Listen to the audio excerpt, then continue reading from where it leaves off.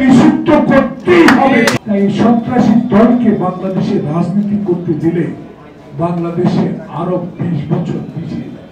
সে যৌক্তিক সময় এই নয় যে আওয়ামী লীগের সকল প্রেতাত্মা আবার পুরোভাবে সকল পদে বসে যাবে।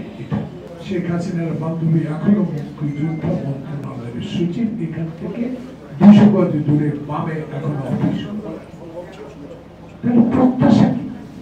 প্রত্যাশা আপনার কাছে অনেক। সেই প্রত্যাশা পূরণের সময় যৌক্তিক বলেছে আমার নেতা মির্জা ফখরুল ইসলাম।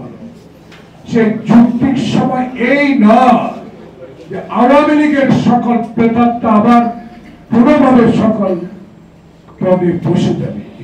250-টিরও বেশি ডিজাইন অপশন নিয়ে ওয়ালটন স্মার্ট ফ্রিজ, বোঝে আপনার প্রয়োজন। আপনাকে খুঁজে বের করতে হবে,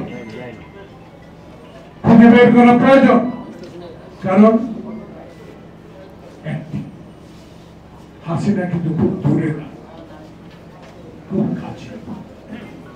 তার কথাবার্তা ইদানিং আরেকটা রেকর্ড আমরা সামাজিক যোগাযোগের মাধ্যমে দেখতে পাচ্ছি। এইসব কথাবার্তা মনে হচ্ছে যে হাসিনা এখনো বাংলাদেশের ক্ষমতায় আসার জন্য একটি ষড়যন্ত্র শুরু করেছে।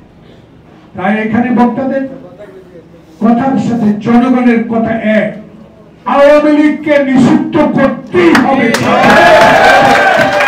কারণ আওয়ামী লীগ আমার সৌদি আরবকে ফেরত দেয় নাই, আওয়ামী লীগ আমার ইলিয়াস আলীকে এখনো ফেরত দেয়। তারা কোথায় রেখেছে তাকে কোনো উত্তর আমরা আজও পাই। তাই সন্ত্রাসী দলকে বাংলাদেশে রাজনীতি করতে দিলে বাংলাদেশে আরো 20 বছর পিছিয়ে যাবে। আমি মনে করি, জনগণ মনে করে, জনগণের প্রত্যাশা আপনার কাছে।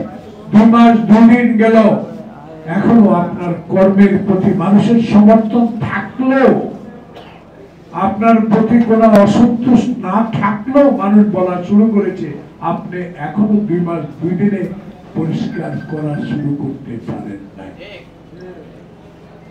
তাই আজকে আমরা এই কথা বলি, আমরা বলবো আমার নেতা তারেক রহমান বলেছেন বাংলাদেশের প্রথম দরকার নির্বাচন কমিশনকে সংস্কার করা। কারণ জনপ্রতিনিধি ছাড়া জনগণের সকল ক্ষমতা, জনগণের যে নির্বাচিত সরকার, সেই সরকারের ক্ষমতা বলেই অন্যান্য সংস্কারগুলো করা হোক, এটাই জনগণের দাবি। আপনারা তো সংস্কার করেন কিন্তু এই সংস্কারের সময় কতদিন যাবে? আমরা 111 দেখেছি, আমরা মির্জা কি নাম 111 মঈনুদ্দিন ফখরুদ্দিনকে দেখেছি।